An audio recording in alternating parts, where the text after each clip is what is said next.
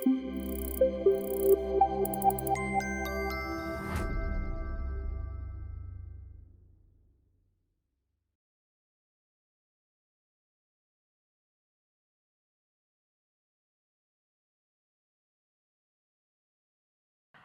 yeah, thank you so much for coming.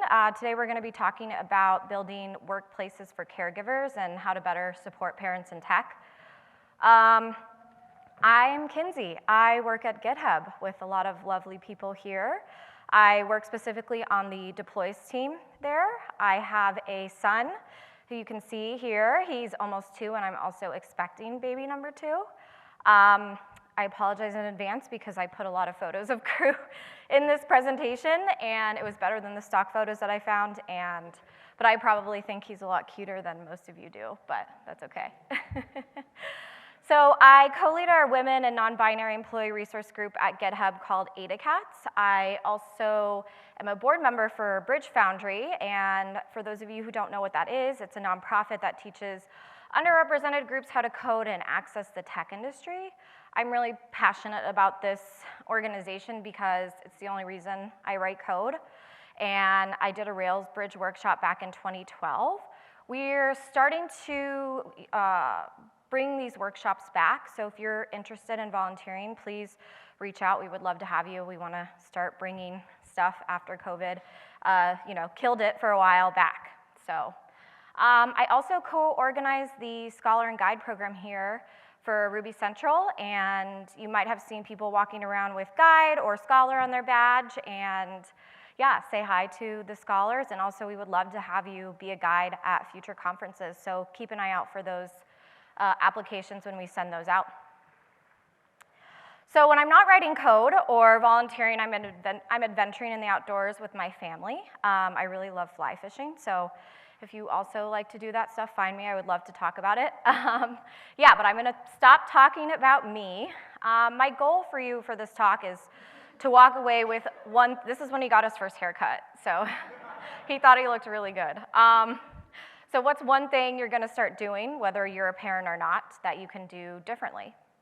I also want you to walk away feeling inspired to be a leader in this space because I think it's something that we need. So I did research in this space. I watched past talks. I did a bunch of scholarly research. I also surveyed parents specifically to the Rails community to ask them about their experience as parenting in the tech industry because I really wanted to focus on the Rails community. So I asked them to describe parenting in 3 words. I got a lot of very positive things like grateful, motivated, fortunate, beautiful, joyful, awesome things. But I also got a lot of negative things, of course, stressed, exhausted, alone, guilty, overwhelmed. Today we're specifically going to focus on 2 of those things, and which are guilt and loneliness. And these are also 2 things that I really felt as a new parent in the tech world myself, and maybe something that you can relate to as well. I went back to work when my son was 6 months old. I'm really fortunate that I got that much time with him. I'm proud of the policy that GitHub has around that. Parents, regardless of gender or whether they adopted or are fostering, get 20 weeks of paid time off. And then if you are actually like the delivering mother, you get an extra 6 to 8 weeks, which is awesome and unheard of. So, excuse me, I went back to work and I started to feel really alone. And loneliness wasn't really a feeling that I was expecting to feel because I'm going back to work, I'm not home by myself all the time, but none of my close friends were working with kids. And also I came back to a brand new team. I got reorged while I was on parental leave. And so I was not close to any of my coworkers yet. This seems to be a common sentiment and something that came up frequently in my research and in the survey that I did of the Rails community. And one of the things that I was longing for really was community. So I joined our employee resource group called Parentacats. We also call them Community of Belonging. So I connected with other parents who were feeling the same way as me and experiencing the same issues. You can start one if you don't have one at your company. It can also just be a private group that doesn't have to be like a full-fledged company-sponsored employee resource group. I also joined other private communities at GitHub that were on Slack that were offsets of this. They're informal places, they're not fully sanctioned by the company, and I've connected with other people, and they've been super important for me in my parenting journey. Things like we have a pregnant channel, not mom or not dad's channel, different things like that that have really been beneficial and helpful. So from Parentacats and these other resources and communities at GitHub, I've received moral support, resources, super helpful advice. It really just made me feel a lot less alone and to realize that everyone else is struggling too. So I included a screenshot of our Parentacat repo here. You can see we have different resources and guides, things like that, which was super helpful, coming in after parental leave and not knowing what was happening. Also through Parentacats, we get access to parenting resources like PEP. I've attended workshops that they've put on for GitHub, and they've been awesome in giving me tangible things to try when, crew's having a temper tantrum or anything like that. So beyond these personal benefits for me is the power that an ERG, an employee resource group, can have in driving these policy changes. So within GitHub, Parentacats works with HR and leadership to push major policy changes that affect parents at GitHub.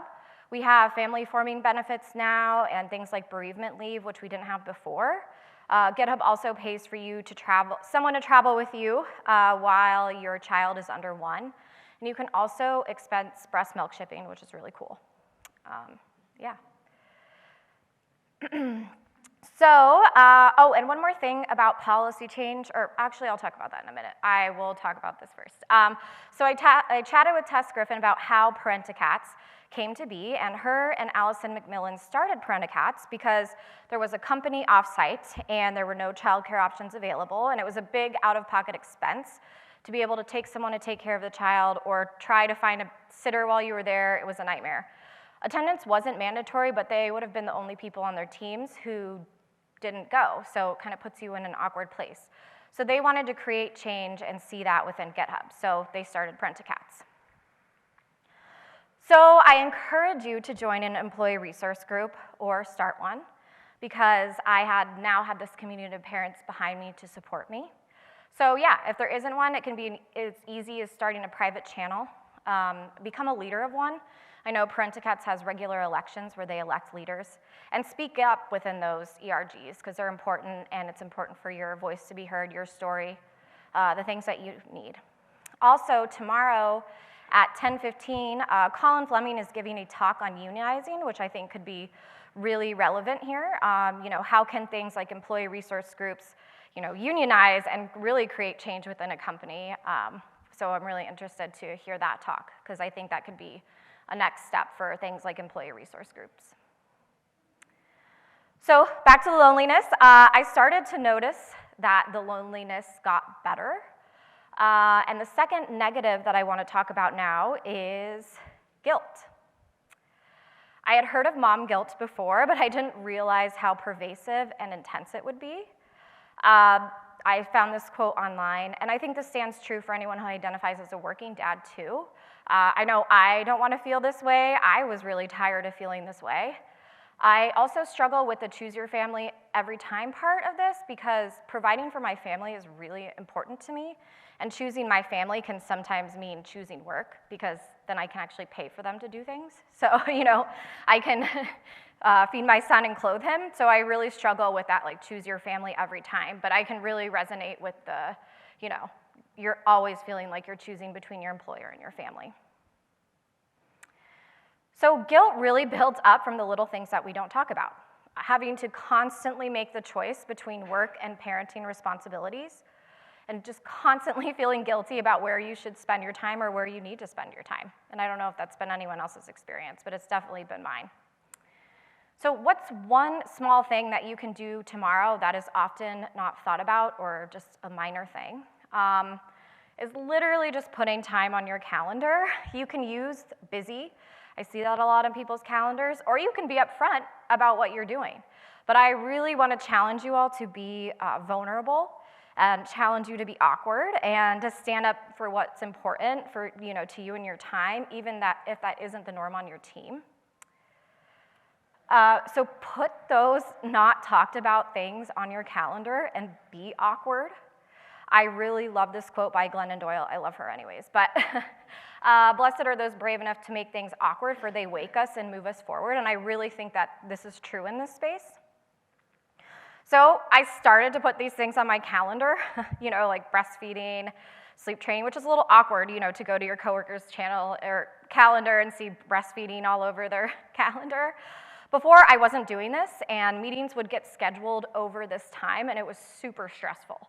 So I felt a lot of guilt because I would literally have to decide what was more important. And no matter which one I prioritized, I felt guilty. And these are the things that you don't think about. Because putting things on my calendar and blocking time off for them meant that it was important. Obviously, feeding my child is important, and ensuring that my child gets enough rest is important. But when I wasn't doing that, I wasn't communicating that it was.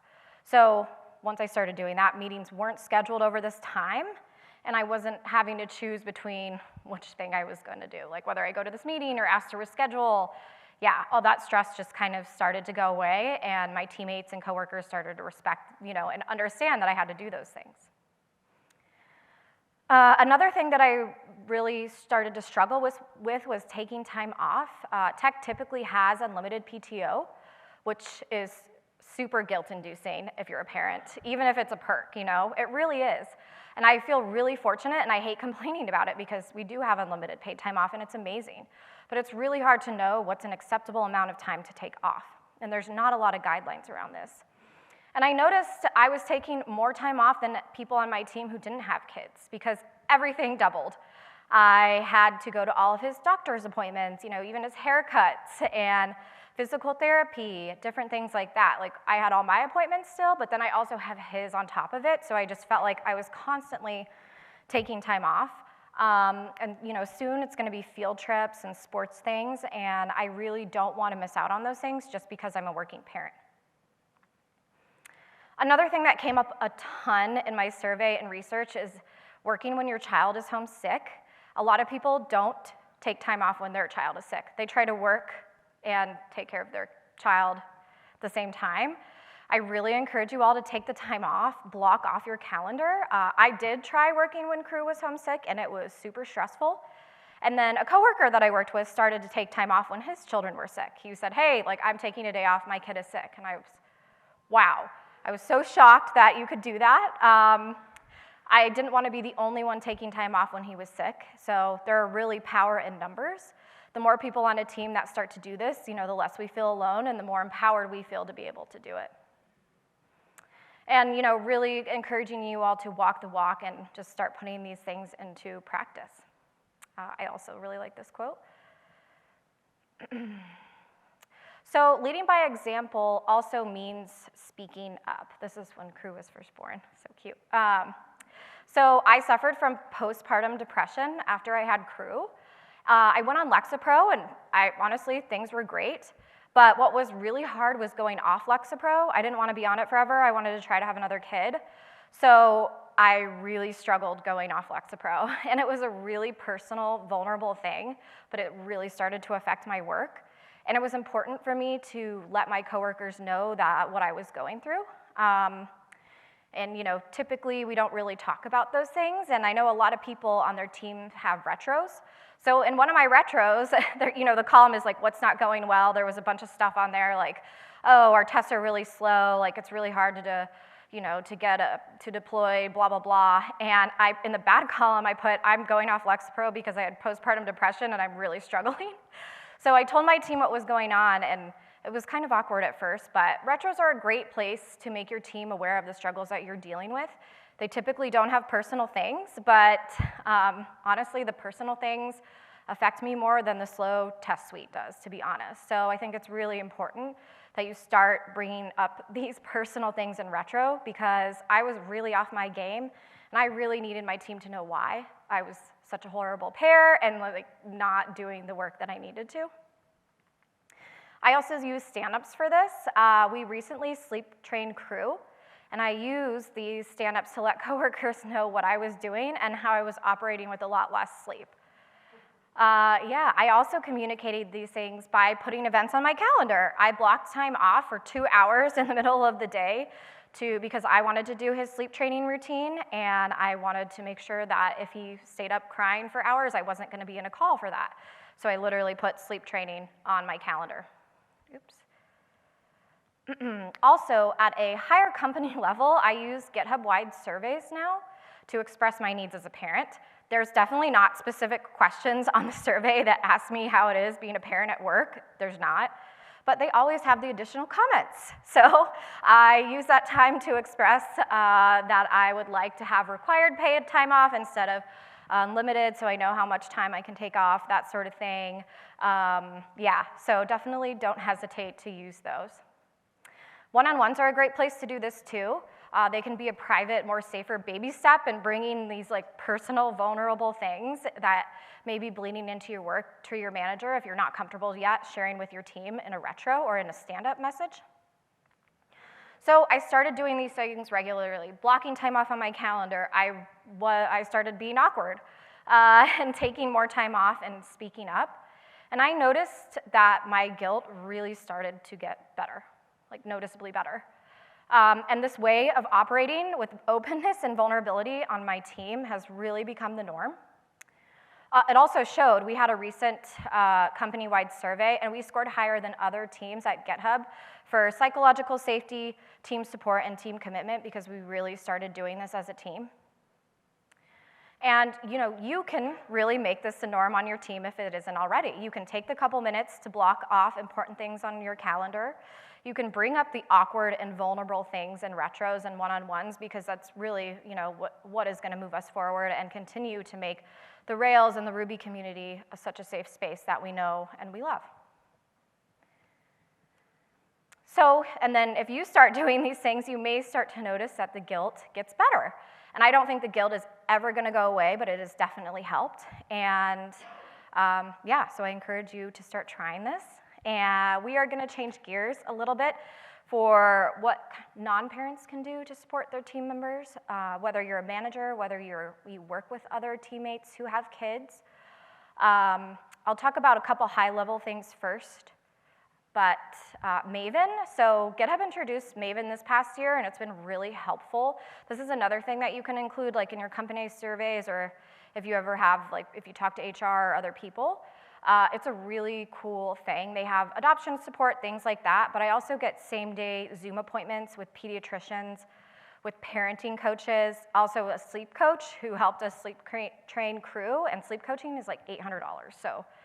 Yeah, this app alone saved me that, so I really recommend you encouraging your company to use this. I hadn't heard of it before, and I'm really thankful that GitHub implemented this. Also, this is a really long quote. I won't read it, but you can. Childcare costs were another major thing that came up in my research, and also when I surveyed the Rails community. The cost of childcare has gone up exponentially since the pandemic. Also, many child care centers closed during COVID, and I know in Denver and other cities, it's impossible to get your kid into daycare. There's a 2+ year waiting list, so you have to know 2 years before you have a kid that you're gonna need the daycare, which is crazy. This is the average cost of daycare for 2 kids in Denver per month. This is per month. It's really expensive, and this is the average mortgage cost in Denver. So childcare is way more expensive than mortgage. So we're also, on top of all this stress, you're adding these huge financial burdens and stressors on top of everything else. So companies can definitely ease this burden by providing on-site daycares. I know there's a company in Denver called Guild, and they have on-site daycare, and everyone wants to work there. I know they have way more women working there, that sort of thing. Stipends for childcare, backup childcare, and it's a win-win situation because companies can get major tax benefits by doing these things. So, this is all great, but what can you do at an individual level is really, I think, awareness. Just a major and important actionable thing you can do is just be aware. The fact if you don't have kids and you're hearing this talk is a really great first step, so thank you for being here and wanting to be a better support person for your coworkers or people on your team.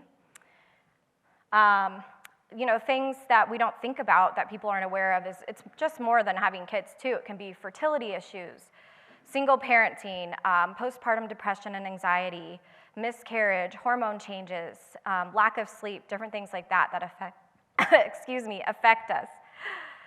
So, and empathy is essential when working with and managing parents, and awareness really helps us inspire empathy. Also, encouragement. Encourage your employees or other teammates to block these things off on their calendar. If your coworker tells you that their child is at home sick, like tell them, what are you doing? Get off the computer. Like, go take care of your kid. We got it. I'll cover your pager duty for. That's a big thing for me. Is it's really stressful at work because I have pager duty and I also have a first responder rotation.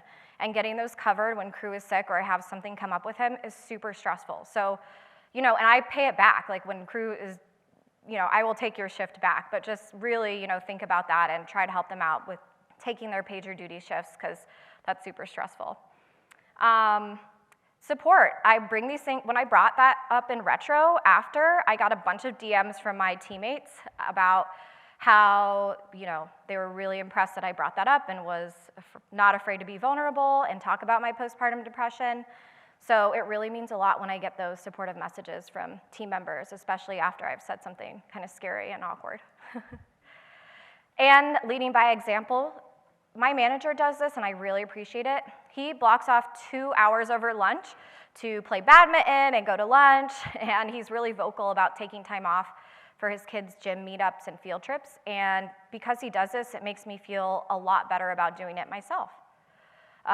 We notice these things as employees of our managers, and actions definitely speak louder than words. So even if you don't have kids, prioritize important things in your calendar.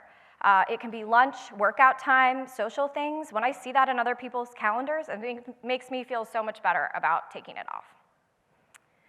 So whether you're a working parent, a manager of a parent, a coworker of a parent, is there something small that you can be doing differently to better support yourself or your coworker? Well, whether it's blocking that time off in your calendar or suggesting something in your company's survey about trying Maven or different things like that, what's one thing that you can start doing? Because really, parenting is really hard, and I didn't realize how hard it was going to be. So let's make it better and support one another. That's all I have for you today. Thank you so much. Thanks for bearing with me with the technical difficulties. That was really stressful, so I really appreciate the support, and for those of you who helped me get it up and running. And yeah, would love to chat with you about parenting. I love connecting with other people who are going through similar struggles or who want to get involved with Bridge Foundry, Rails Bridge, anything like that. I would love to chat with you, and thank you so much for coming.